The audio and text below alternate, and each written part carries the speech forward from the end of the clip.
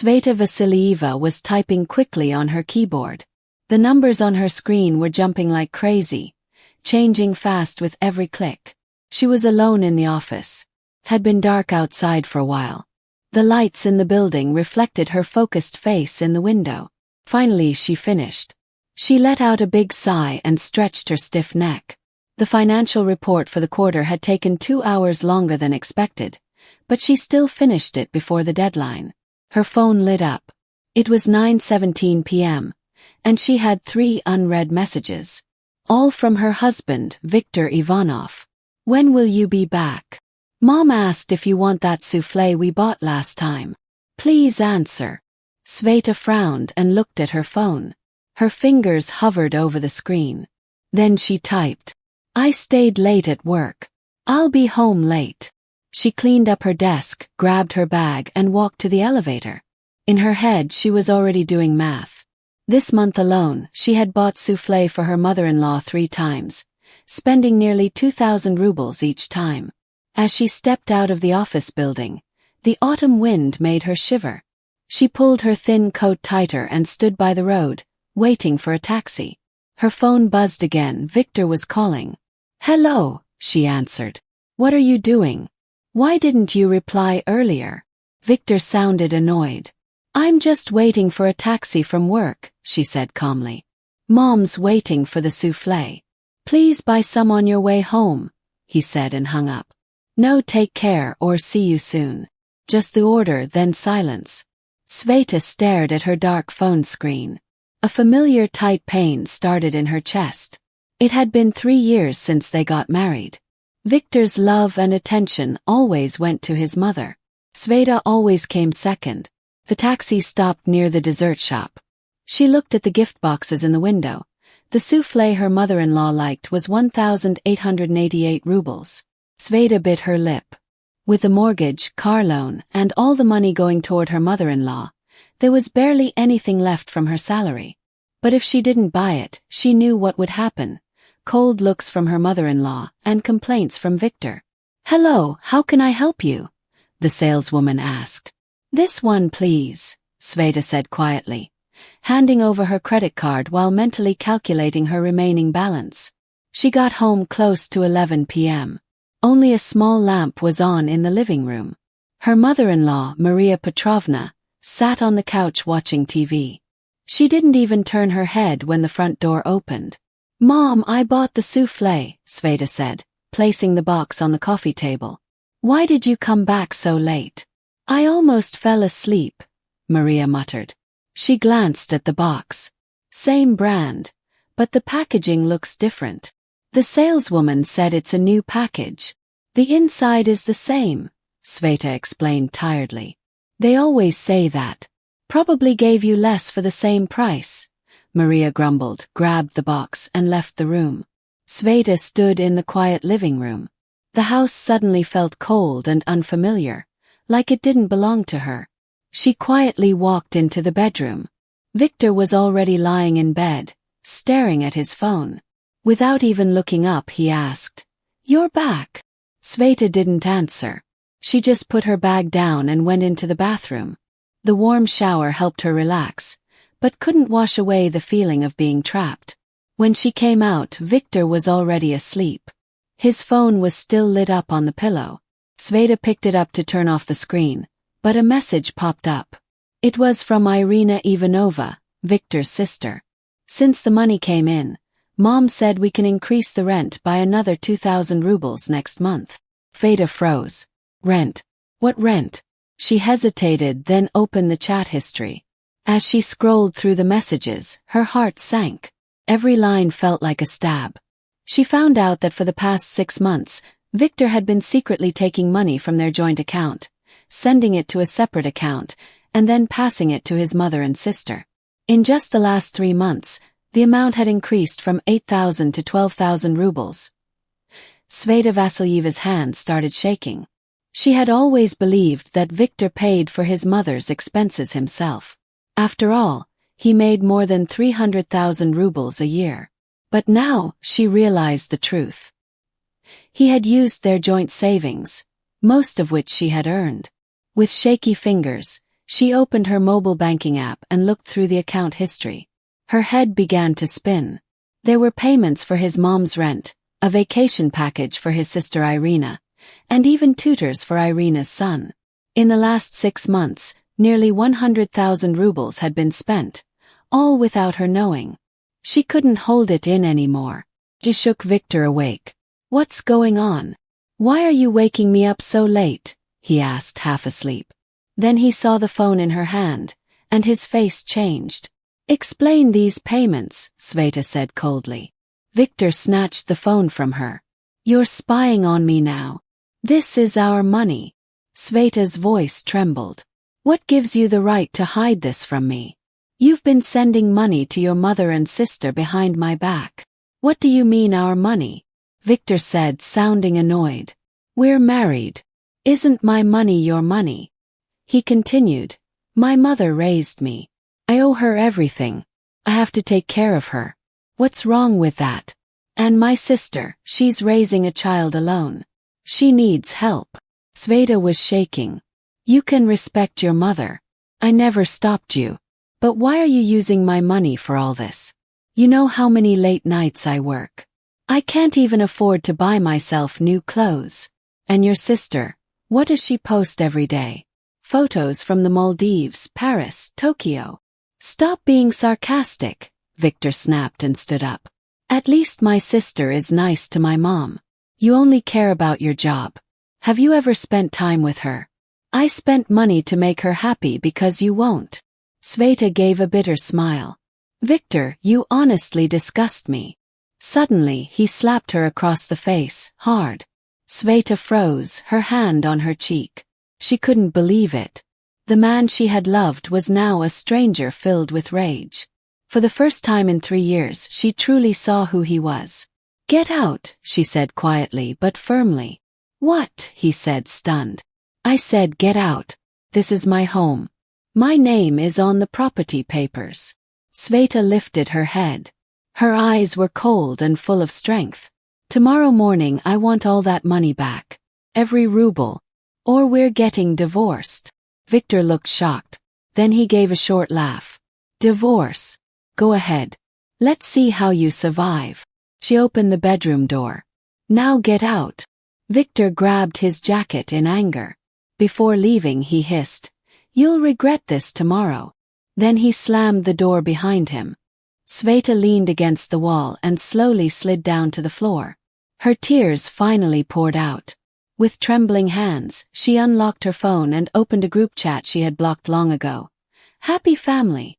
At the top was a new post from Irina Ivanova, a photo from a luxury boutique. "Thanks, Vitya, for the trip," she wrote. "Mom said we could raise the rent another 2,000 rubles next month." Below it, the mother-in-law had commented, "You have such a kind heart. You truly care about your mother." Then Viktor had replied, "Sis, you're the only one who takes care of mom, not like others who just work all the time."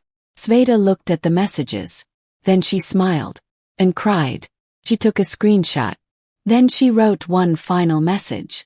"So this is where all my overtime money goes. From now on, I'm done paying for your happiness." She sent the message, then left the group. Next, she emailed her company asking to remove Viktor as her emergency contact, and changed the passwords to all her bank cards. It was late at night, but for the first time in a long time, Sveta finally felt in control. Sveta Vasilyeva stood by the window, looking at the city lights. Tomorrow would be tough, a real fight. But right now, she felt something she hadn't felt in years. Relief. For the first time in 3 years, she had made a decision for herself. At the door of the civil registry office, Sveta placed the divorce certificate in her bag, looked up at the gray sky, and took a deep breath. The cold October wind stung her face like tiny blades. She buttoned up her coat and turned to leave. Sveta Vasilyeva. It was Viktor's voice behind her, full of anger. She stopped and slowly turned around.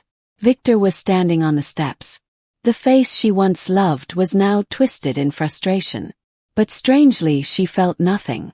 Just calm. Regret, she thought.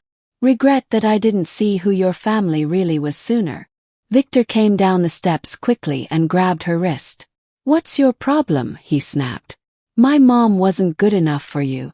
My sister too rude. You had food, a roof over your head. And now suddenly you think you're better than us. Sveta pulled her hand away, took out her phone, opened a screen and held it up. Look at what your sister posted yesterday. It was a photo of Irina Ivanova at the Burj Al Arab Hotel in Dubai. The caption read, "Life is not just what's in front of you, it's poetry and faraway places." In the corner of the picture was a glimpse of a gold card. That's our joint account, Sveta said. She's been using my salary limit to live like royalty. For 2 years I've been paying for her trips. Viktor's face changed, just for a second, before returning to his usual arrogance. So what? Families share things. Why make it a big deal? Sveta gave him a cold smile. Family. Who took care of your mother when she was sick? Who helped your nephew get into a good school? Who paid for every tile and brick in the house? I did. But to you I'm just an ATM. Nonsense, Viktor snapped. If it weren't for me, you'd never have made it in this city. Don't forget, I'm the one who helped you get that job. Sveta took a deep breath. Suddenly she felt so tired.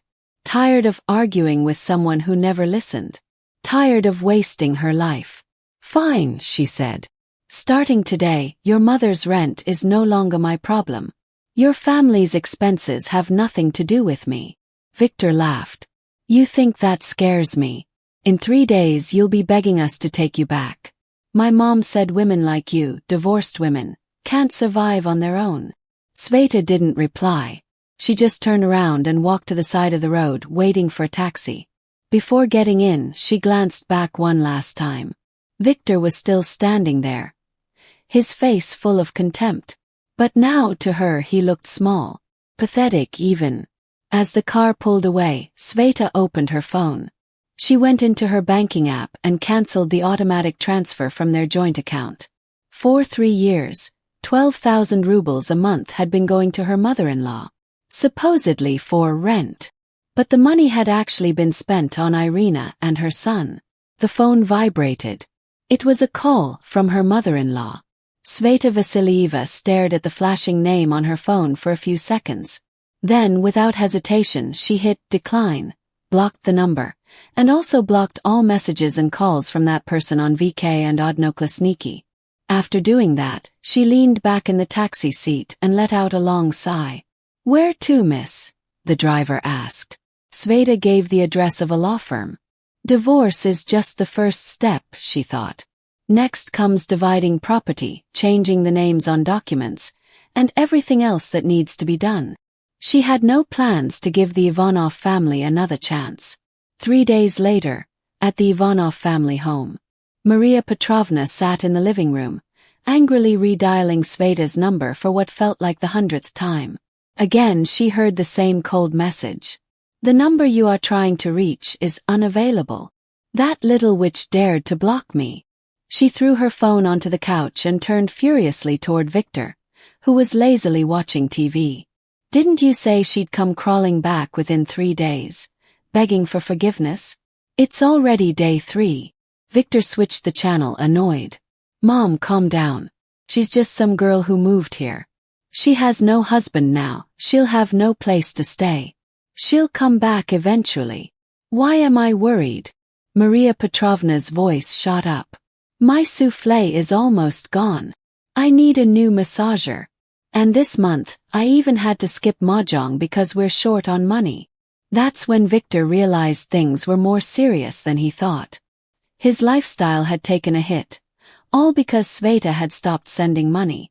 For the last 3 years, Sveta had been sending 20,000 rubles a month for rent, always on time. And on holidays there were extra cash gifts.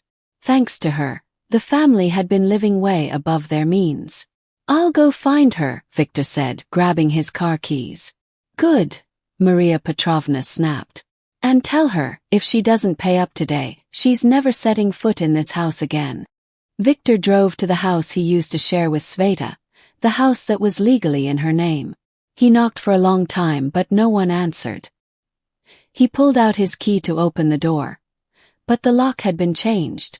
"Damn it," he muttered, kicking the door in frustration. He tried calling Sveta again, still blocked. With no other choice, he drove to her office. At the front desk, a friendly receptionist greeted him. "I'm here to see Sveta Vasilyeva," he said. "She's my wife." The secretary smiled politely. "I'm sorry, but Miss Sveta is currently in a meeting and can't take visitors." "I'm her husband," Viktor insisted. He checked her screen. "Apologies. Our system says her status is now divorced. If you don't have an appointment, you'll need to contact her first." Viktor sat in the lobby and waited, for 2 hours. Finally, Sveta stepped out of the elevator. She was wearing a sharp business suit. Her hair was done, her face fresh. She looked confident, calm, and happy, not at all how he imagined she'd be after the divorce. "Sveta!" He rushed toward her and stood in her way. But Sveta didn't even slow down. She kept walking. "If you have something to say, talk to my lawyer," she said. "I'm done." Viktor grabbed her arm. "Mom needs money. You need to pay her rent now." Sveta pulled her arm away and gave him a cold smile. "Why should I pay your mom anything?" she asked. Viktor was stunned for a moment, then hissed. "If you don't help, I'll come back here and cause a scene in your company. I'll make sure everyone knows what kind of ungrateful daughter-in-law you are." Sveta Vasilyeva stopped and turned to face him. Her eyes were cold. "Viktor, do you know why this apartment is in my name? Because my parents paid the down payment. Do you know why your mother is living in a fancy nursing home? 'Cause I used my connections. Do you know why your sister's child got into that elite school? Because I pulled strings." She stepped forward. Viktor stepped back, scared. "Now you have 2 choices," she said. "Leave right now. Or I'll call security to throw you out. You choose." Viktor's face turned red and pale at the same time. He couldn't say a word. He had never seen Sveta like this, so cold and strong. In the end, he turned and left. As he walked away, he shouted, "You'll regret this." Sveta watched him go, then gave a cold smile. This was just the beginning. Now the whole Ivanov family would finally understand what it felt like to be treated like an ATM. Meanwhile, in the Maldives, Irina Ivanova was lying on a private beach, enjoying the sun and taking selfies in a bikini. She had just posted pictures with the caption, "Life isn't just about work, it's about beauty and adventure." Her phone rang. It was the hotel. "Miss Ivanova, sorry to bother you, but your card was declined. Please come to the front desk." She frowned and pulled out her gold credit card, an extra card on Sveta Vasilyeva's account. Then she called her brother. "Do you see what your wife is doing? My card's not working." Viktor stuttered on the phone, trying to explain. "She really went through with the divorce, and she cut off all the payments, even for Mom." Irina hung up, opened her banking app, and went pale. Besides Sveta's card, she only had about 5,000 rubles left in her own account. 4 years, she had been living off Sveta's money. Her own salary couldn't even buy her a decent handbag. "Damn it," she snapped. Then she called the airline. "Change my ticket. I want the next flight home." A week later, back at the Ivanov house, Irina stood in her mother's kitchen holding a can of expired food. Her eyebrows were furrowed. The fridge was nearly empty, just a few bottles of water. The stove was dusty, like it hadn't been used in weeks. "Mom, is this what you're eating now?" she asked. Maria Petrovna was sitting in the living room eating instant noodles from a plastic cup. "What else can I do?" she replied, annoyed. Irina looked at her mother's face. It was thinner, her hair dull. Just 1 week without money, and her proud, elegant mother now looked like a tired old woman.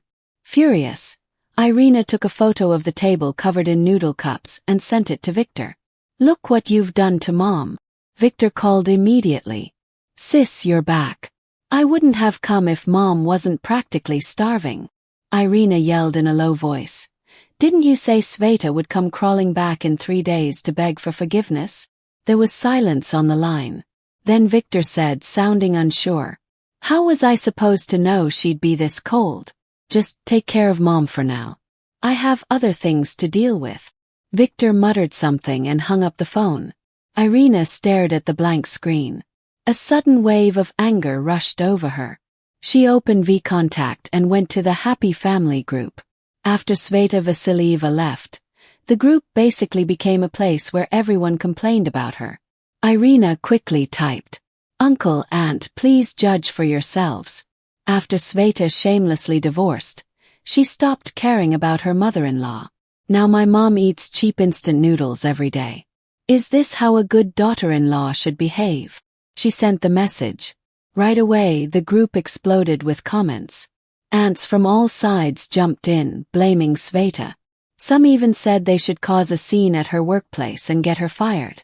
Seeing everyone complain made Irina feel a little better.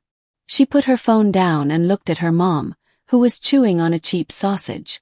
"Mom, stop eating this garbage," Irina said. "I'll take you to a restaurant." Maria Petrovna's eyes lit up, but then her smile faded. "Your brother already spent all my pension money on rent this month. Where will we get money for a restaurant?" Irina froze. That's when she remembered. Her card had been blocked too. She opened her wallet. Just a few small bills were left. Cash from last month. Not even enough for a proper lunch. "Maybe we should just eat at home," she said softly. Maria sighed, disappointed, and opened another pack of instant noodles. "Okay, let's eat this. We should save money. Your brother said he's trying to fix things." Irina watched her mother hunched over the kettle, boiling water. A cold fear filled her chest. She never imagined that without Sveta, their family would struggle just to eat. Meanwhile, Viktor was sitting in a small cafe near his office, staring at his phone. His bank balance showed only a few thousand rubles. Payday was still 2 weeks away. "Would you like anything else?" the waiter asked. Viktor shook his head, got up and walked out. He wandered through the streets without direction, then somehow ended up in front of the fancy restaurant, Seafood. He used to come here all the time. Through the window he saw his co-workers laughing, drinking and having fun. "Hey, Vitya!" Someone waved at him. "Come join us." Viktor gave a weak smile and waved back, declining. He used to pay for everyone at dinners like these, always with Sveta Vasilyeva's credit card. Now he couldn't even afford to split a bill. His phone rang again. It was his mother. Viktor paused, then picked up. "Vitya, when will you come back?" Maria Petrovna's voice sounded weak and shaky. "I feel dizzy. Maybe it's because I haven't eaten properly." Viktor tensed up. "Mom, hold on.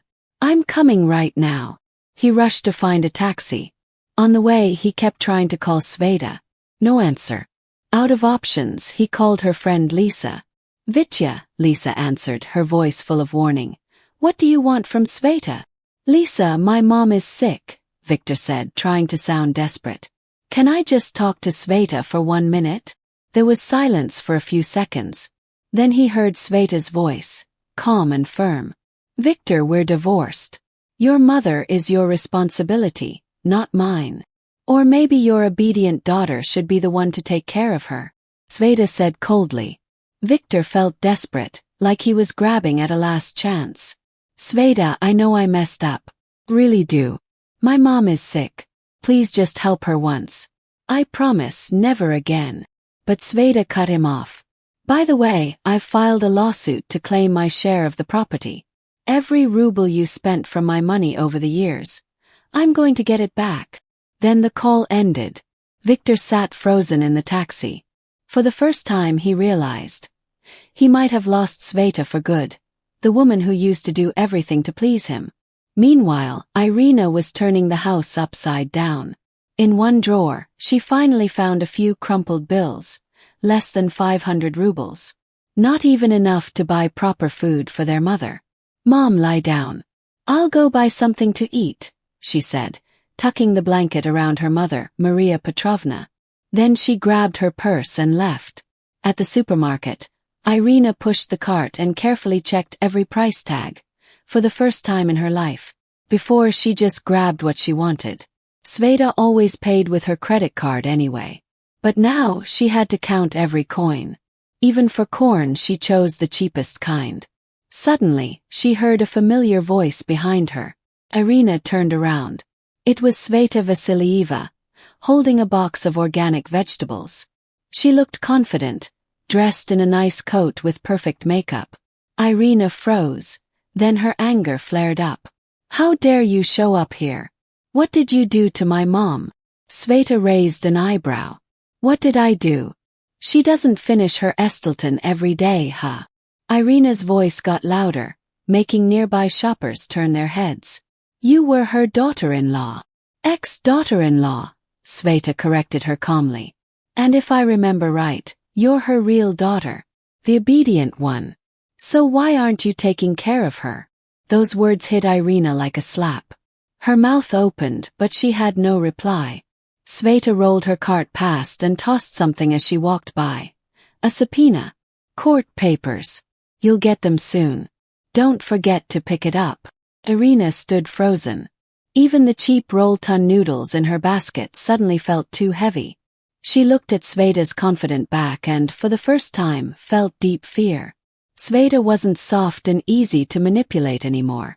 She had changed. Later, Viktor came home and found Irina sitting silently in the living room. On the table were a few bags of frozen dumplings and some herbs. "Where's Mom?" he asked.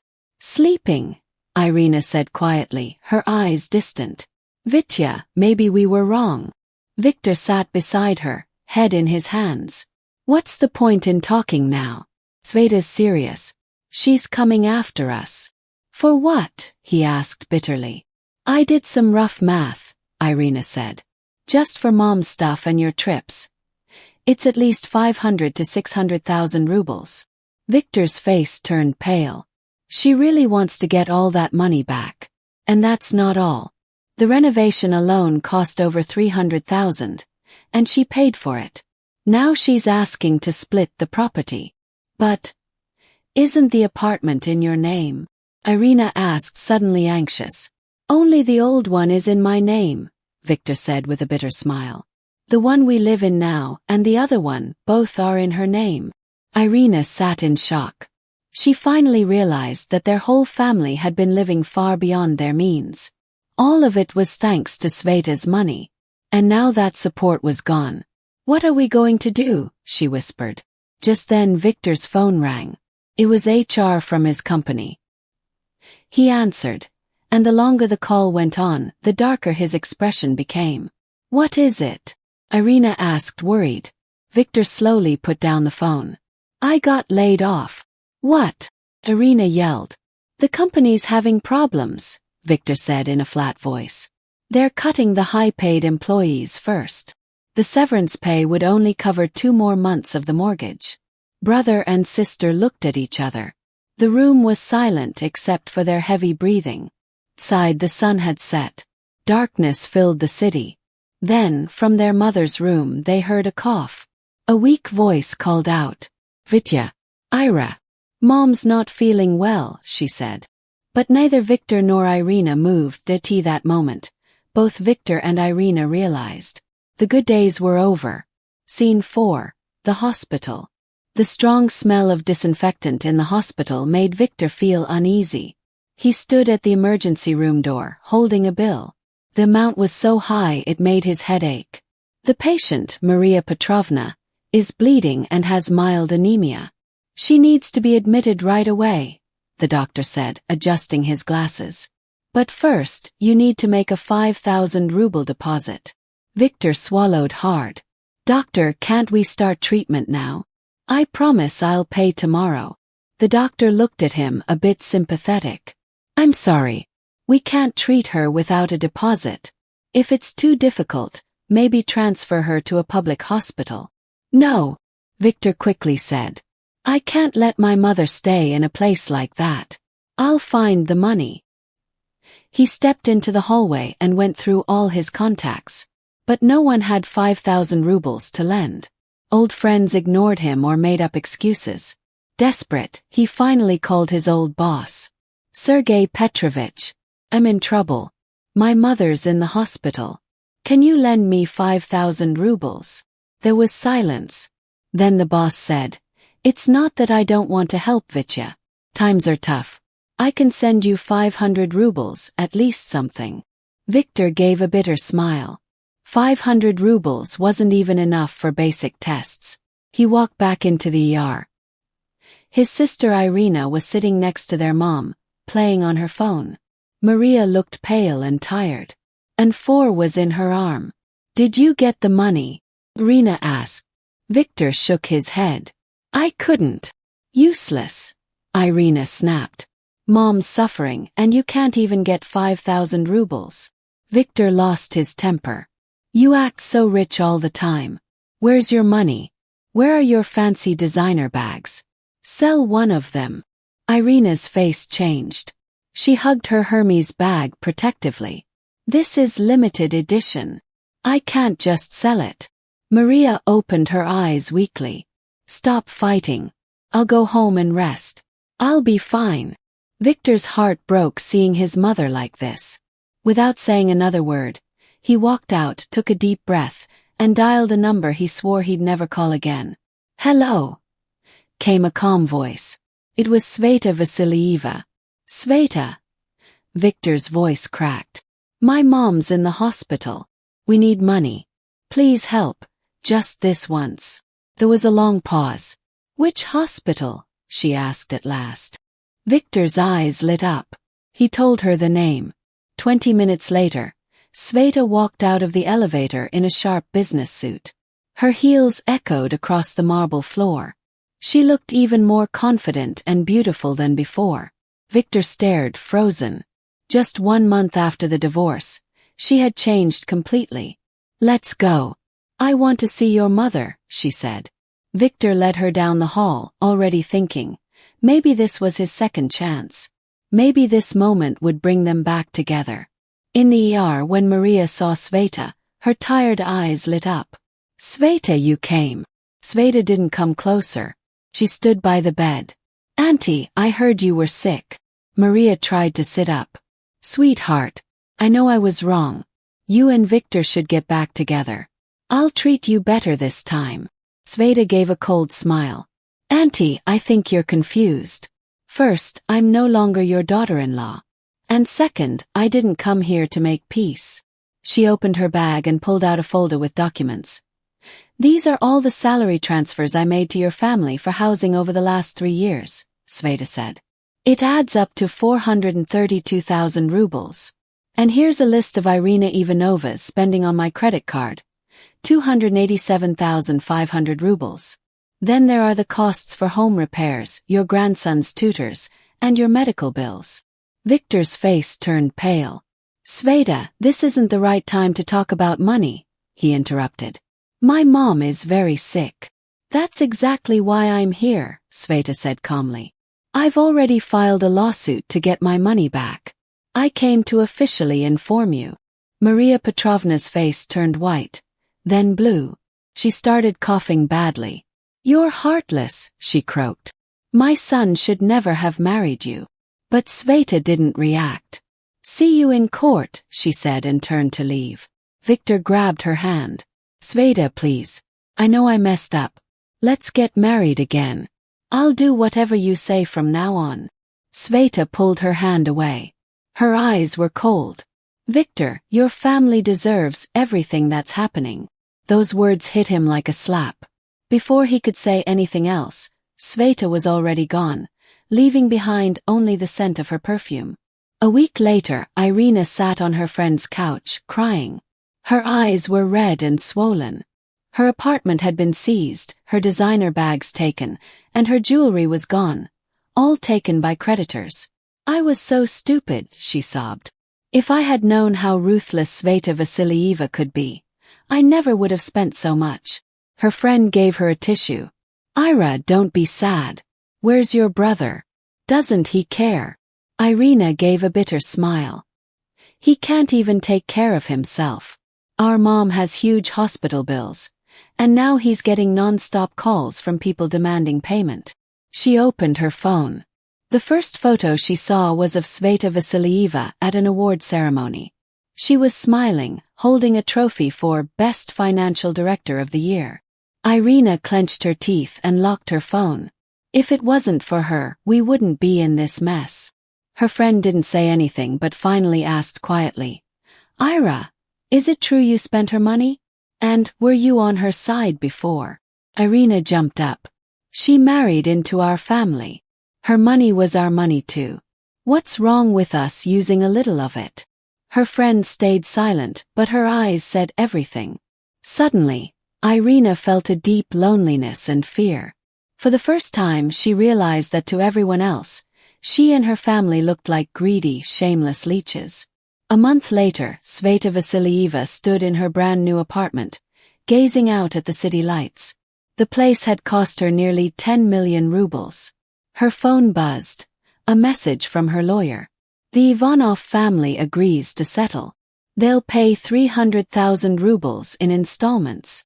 Sveta smiled and replied, fine. But they must pay every month on time. If they're late, full repayment. She set the phone down, picked up a glass of red wine and took a slow sip. The court decision had gone even better than she expected.